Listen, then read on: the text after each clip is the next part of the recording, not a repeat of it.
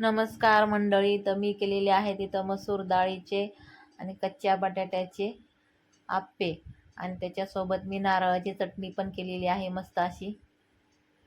तर खूप छान ही रेसिपी आहे. व्हिडिओ पूर्ण बघा. माझ्या चॅनलला नवीन असाल तर प्लीज माझ्या चॅनलला सबस्क्राईब करा, लाईक करा आणि कमेंट पण करा. तर इथं मी पाव किलो मसूर डाळ घेतलेली आहे. तर ही अर्धा तास 1 तास अशी भिजत ठेवलेली आहे मी पाण्यामध्ये स्वच्छ धुवून. तर आता इकडं 2 कांदे घेतलेले आहेत, पत्ता गोबी पण घेतलेली आहे मी.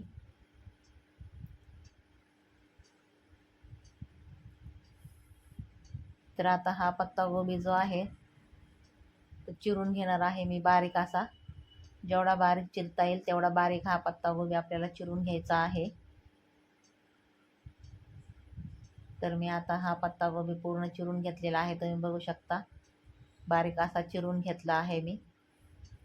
आता ह्याच्यासोबत मी कांदा पण चिरून घेणार आहे. कांदा पण एकदम बारीक असा चिरून घ्यायचा आहे.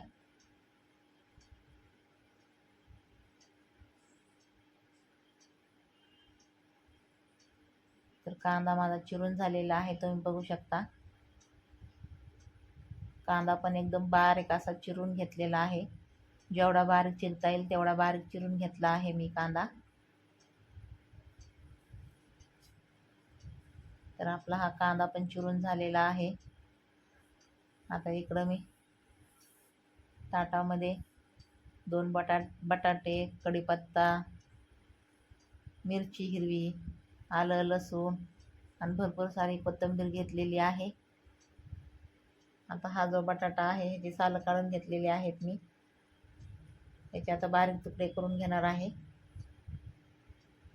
तर आता इकडं मी मिक्सरचं भांडं घेतलेलं आहे. त्याच्यामध्ये ही भिजवलेली मसूरची डाळ टाकून घेते. आता ह्याच्यासोबत 2-3 हिरव्या मिरच्या, आल्याचे तुकडे, 5-6 लसणाच्या पाकळ्या, अर्धी वाटी मी रवा टाकून घेते ह्याच्यामध्ये. आणि ह्याच्यासोबतच बटाटे पण टाकून घेते चिरलेले. कच्चेच बटाटे आहेत हे. आता ह्याच्यामध्ये थोडं पाणी टाकून ह्याची मिक्सरला बारीक अशी पेस्ट काढून घेऊया आपण. तर मी ह्याची बारीक अशी पेस्ट काढून घेतली आहे, तुम्ही बघू शकता. तर आता एका पातेल्यामध्ये ही पेस्ट काढून घेते मी आणि बाकीची जी मसूरची डाळ जी राहिलेली आहे ती अशीच बारीक करून घेते मिक्सरला. तर हे पूर्ण बारीक असं करून घेतलेली आहे मी पेस्ट ह्याची. तर ह्याच्यामध्ये परत मी पाऊण वाटी रवा टाकलेला आहे. तर साधारण जेवढी आपली मसूरची डाळ आहे, पाव किलो तर पाव किलोच रवा टाकलेला आहे इथं मी.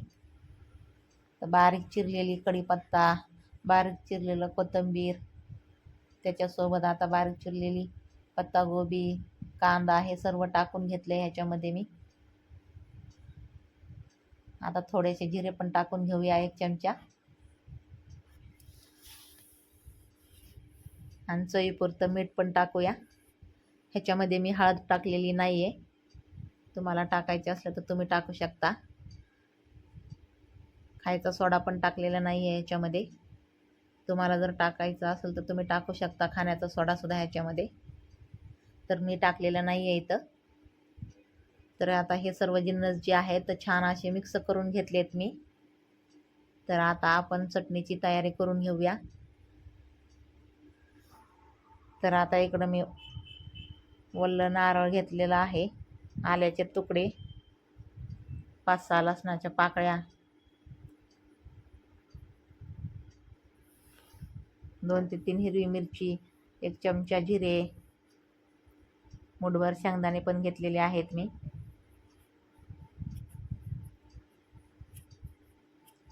आता ह्याच्यामध्ये भरपूर सारी कोथिंबीर टाकणार आहे,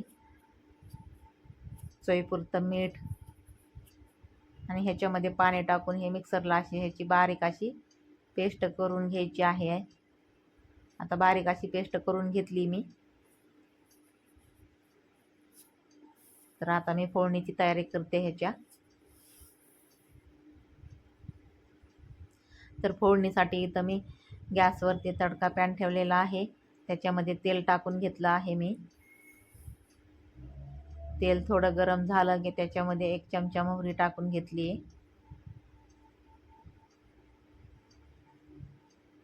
मोहरी छान तडतडली की त्याच्यामध्ये 1 चमचा जिरे पण टाकून घेणार आहे.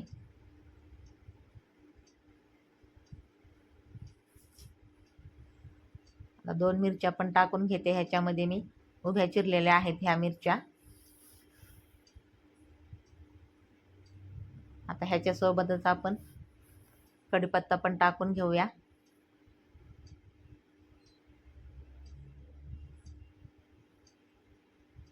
तर आता मी कढीपत्ता पण टाकून घेतला आहे.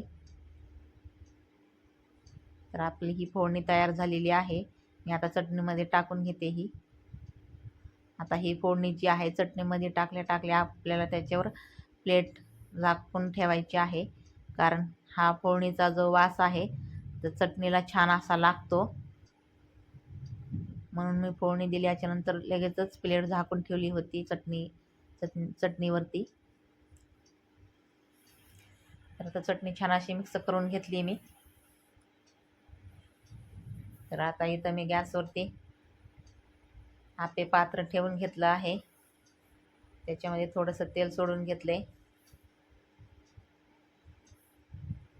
आपे पात्र थोडं गरम झालं की त्याच्यामध्ये आता आपे टाकून घेते मी चमच्याच्या साह्याने.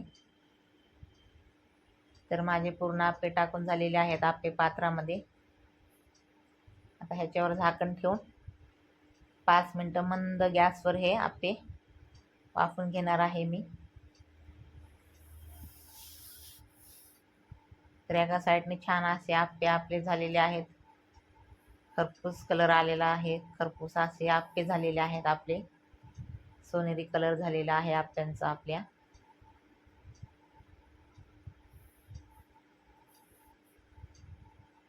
पूर्ण आपे जे आहे तर पलटी करून घेतली आहेत मी. थोडंसं आपे पात्र जे आहे तर थोडं सरकासरकी करायचं गॅसवर, कारण चौकून आपले जे आपे आहेत ते छान असे होतील, नाहीतर मधले आपेच भाजून निघतात. तर ह्याच्यावर परत मी झाकण ठेवलेलं आहे. परत हे आपे पात्र जे आहे तर सरकासरकी करून घेणार आहे. जाळ जो आहे गॅसचा मध्यभागीच लागतो. चौकून जाळ लागायला पाहिजे आपे पात्राला. आणि जे आपले आपे असतात मधले तेच करपतात. त्याच्यामुळं चौकून असे हे सरकासरकी करून घ्यायचं आपे पात्राची. तर मधले आपे काढून घेते मी आधी. आता हे साईडचे जे आपे आहेत ते मधले जे आहेत वाट्या त्याच्यामध्ये टाकून घेते. थोडेसे कच्चे असले की त्याच्यामध्ये हे टाकून घ्यायचे, म्हणजे हे पण छान असे आपले परतून निघते. हे बघा, तुम्ही बघू शकता, हे पण छान असे परतून निघलेले आहेत. तर सगळे आपे आपले तयार झालेले आहेत. छान असे हे आपे तयार झालेले आहेत. चवीला पण खूप छान लागतात हे आपे.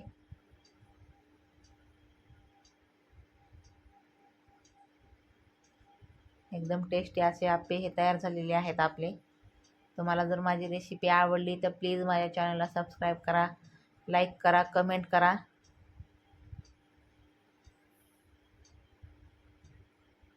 तर आता मी टोमॅटो सॉस घेतलेला आहे, आपे घेतलेले आहेत ताटामध्ये. आता ही नारळाची चटणी आणि हे आपे छान आपले तयार झालेले आहेत. एकदम मस्त असे हे मसूर डाळीचे आणि कच्च्या बटाट्याचे आपे तयार झालेले आहेत. तुम्हाला जर माझी रेसिपी आवडली तर प्लीज माझ्या चॅनलला सबस्क्राईब करा. तर व्हिडिओ बघितल्याबद्दल धन्यवाद.